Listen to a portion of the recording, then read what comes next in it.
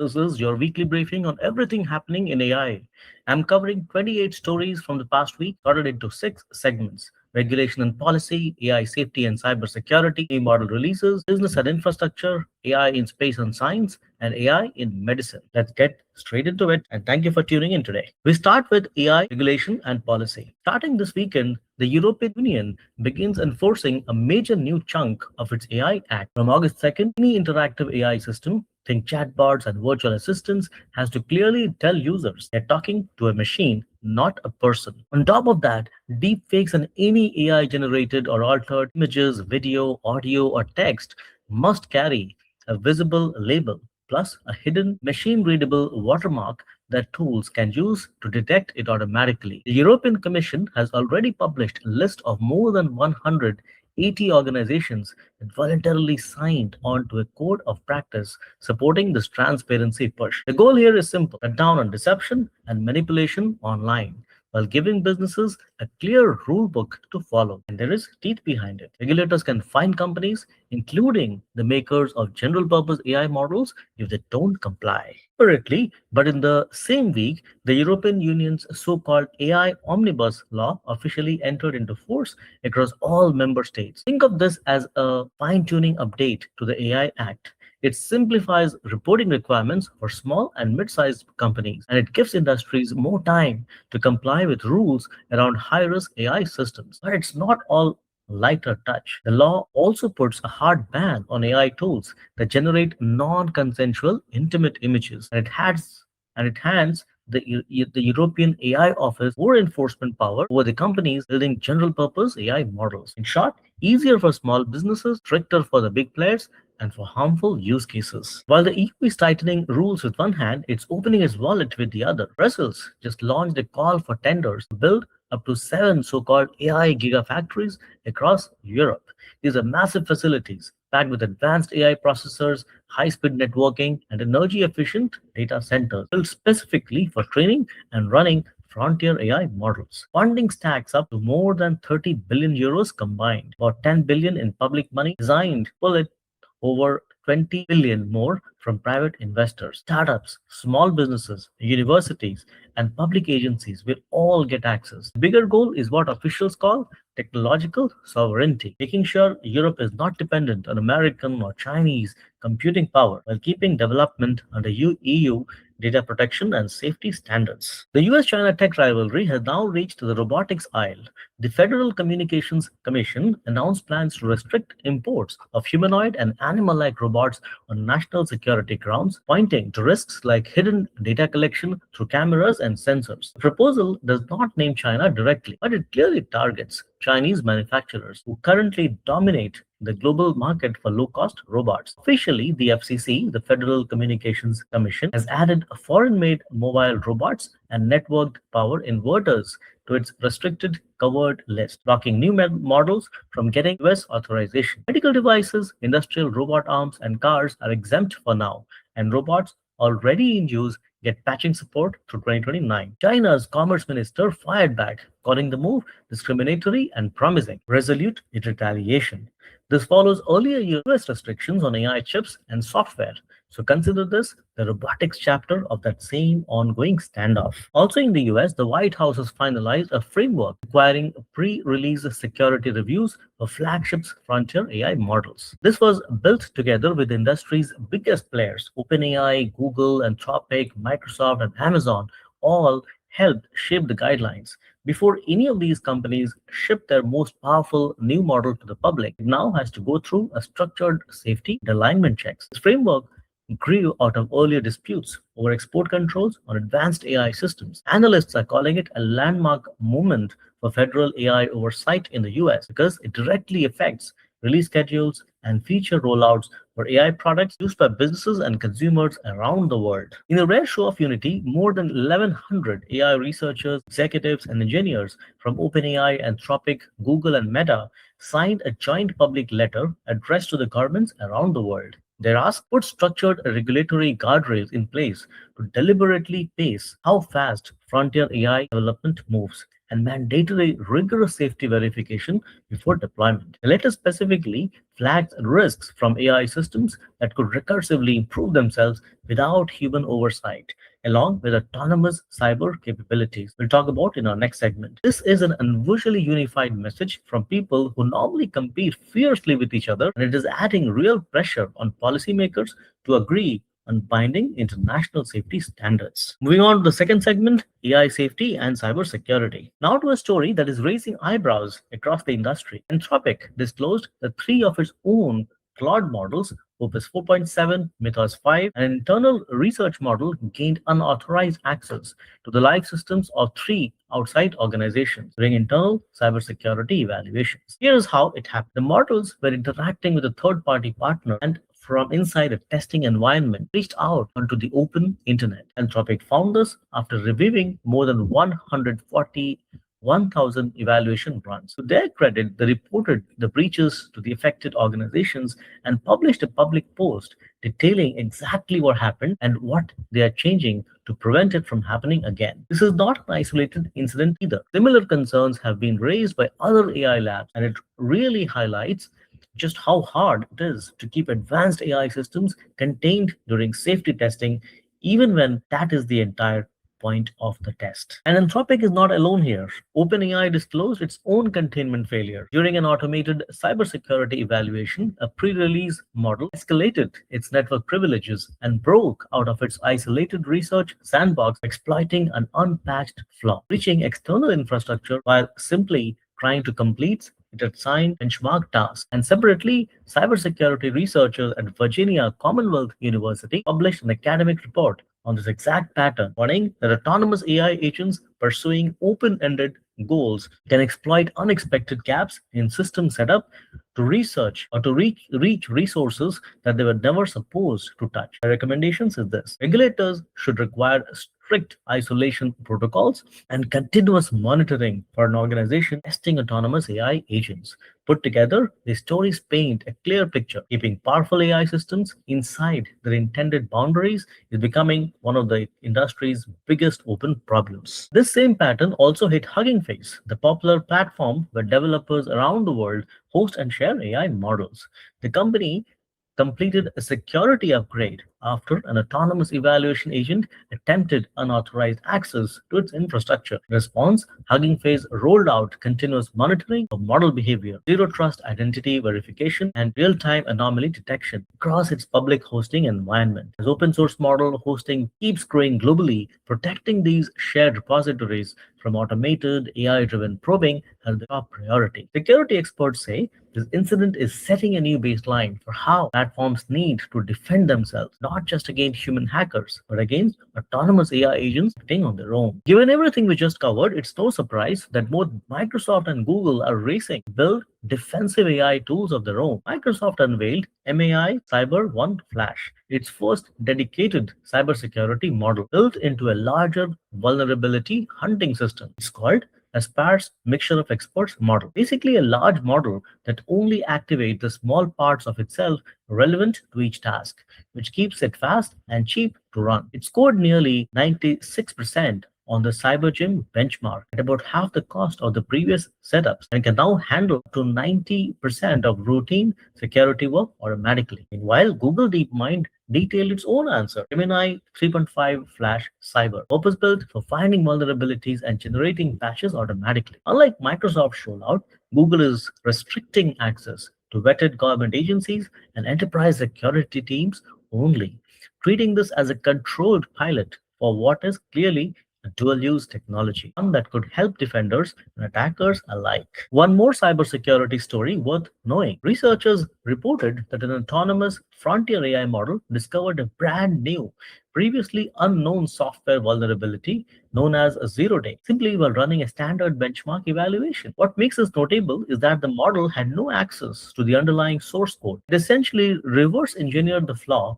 from the compiled software alone. On one hand, that's a huge win for defensive security, since the same techniques could patch vulnerabilities before hackers find them. On the other hand, it's exactly the kind of dual use risk that the experts are worrying about. And that's why cybersecurity agencies and software vendors are speeding up their own adoption of AI defensive tools, trying to stay one step ahead of AI driven exploit attempts. Moving on to segment 3, model releases and breakthroughs. So let's start with a big one from Google DeepMind. Gemini Robotics 2, a suite of models built for what they call whole body intelligence. Unlike earlier robotics AI that mostly controlled a robot's arm, this system handles the entire body at once, walking, crouching, stretching, and precise five-fingered hand movements, all through one unified system.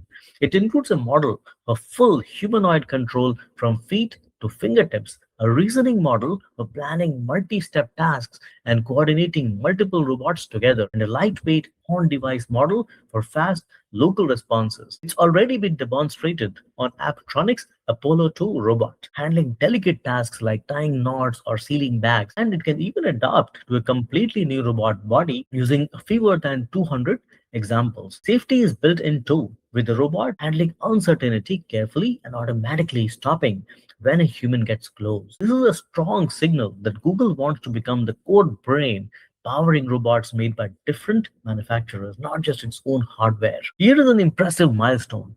Anthropic's flagship model, Claude Opus 5, achieved a perfect score of 42 out of 42 on the 2026 International Mathematics Olympiad without using any outside tools or specialized problem-solving add-ons.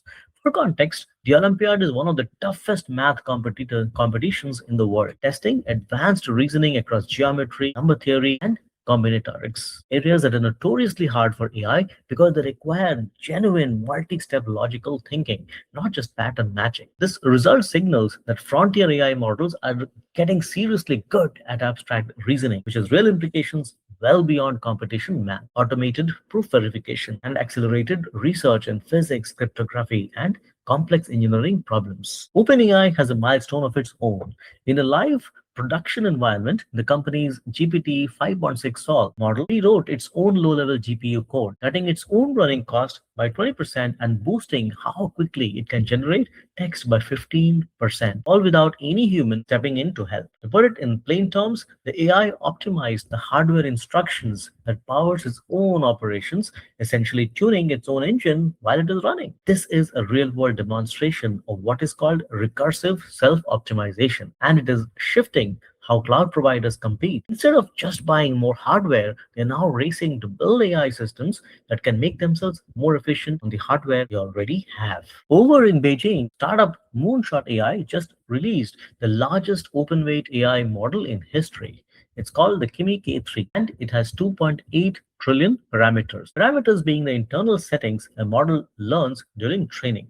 So more generally means more capability, but also more computing power required to run it. Using a compression technique, the full download comes out to 1.4 terabytes, which means realistically only companies with serious enterprise infrastructure or cloud hosting can run it themselves. But that is actually the point. By making the full model open and downloadable, organizations can run complex AI workloads entirely on their own servers, sidestepping data privacy concerns that come with using an external closed AI provider. It's a major statement in the ongoing race between open and closed AI development. And speaking of competition, OpenAI just announced steep price cuts across its lineup, an 80% reduction for its GPT 5.6 Luna model and a 20% cut for the GPT 5.6 Terra. Why this aggressive discounting? Increased competition from open-weight models like the Kimmy K3 release that we just talked about, plus a wave of low-cost enterprise alternatives across the industry. By lowering the price, developers pay per token. OpenAI is clearly trying to hold on to the high volume customers who are increasingly using automated systems to route their AI traffic to whichever provider is cheapest. It's a good sign of where this industry is heading, from a pure race for the top benchmark score towards a race for the best cost or task efficiency. Moving on to segment 4, business and infrastructure. In the US, the Trump administration is converting federal land, including former Cold War era nuclear facilities, into sites for massive AI data centers and the power plants needed to run them. The flagship project is a $100 billion campus at a retired uranium enrichment plant in Paducah, Kentucky, paired with a new natural gas and battery power plant. There is also a 10 gigawatt facility planned for Picton, Ohio, and more planned at the Savannah Riverside, South Carolina, with private partners like Nextera Energy involved. The goal is to speed up AI infrastructure build out since local opposition has already delayed or halted dozens of similar projects elsewhere. But it's not without pushback. Environmental groups have filed legal challenges over inadequate environmental reviews, and the heavy reliance on natural gas power raises real questions about emissions. Meta is making a notable move into enterprise AI. The company announced it will offer business AI tools, autonomous AI agents that can run tasks independently, and dedicated computing infrastructure, initially targeting its huge base of digital advertisers. The plan is to package both open and custom-tuned models together with computing access, putting Meta in direct competition with established cloud providers like Amazon and Microsoft. This should make it easier and cheaper for small and medium businesses to adopt AI for customer service, content creation, and ad targeting, areas Meta already knows intimately from its own advertising business. On the startup side, a company called Polar closed a $5.7 million seed funding round to build an AI native web browser aimed specifically at enterprise knowledge management. The idea is that the browser pulls together live web data, automates research tasks, and understands the company's internal documents in real time, essentially trying to replace the old habit of opening a search engine in one tab and your company documents in another. It's a smaller story compared to the giants we have covered today, but it shows investors still see plenty of room for specialized AI models that make everyday office work better. Over in manufacturing, Audi has deployed a robotic system called Flux Mimic across its production lines, achieving a 95% success rate, building and flexible cable harness. That sounds like a small detail. Here's why it matters. Bendable floppy materials like cables and wiring have historically been one of the hardest things for robots to handle, because their shape is unpredictable, unlike rigid metal parts. Flux Mimic solved this by combining computer vision with simulated touch feedback trained in a highly realistic virtual environment before ever touching a real cable. This deployment is a strong proof that AI-powered robots can now handle soft, irregular materials reliably, which opens the door for far more automation across global manufacturing. Silicon Valley hosted the 2026 Global AI and Robotics Fair, put on by the Be the Change Foundation. This one was aimed squarely at the public, featuring competitive robotics teams, autonomous vehicle prototypes, dynamic four-legged robots, and the next generation humanoids. Industry leaders, including NVIDIA, Anthropic, Google DeepMind, and Tesla, were all there, showing off consumer-facing demos and gathering public feedback. Events like this highlight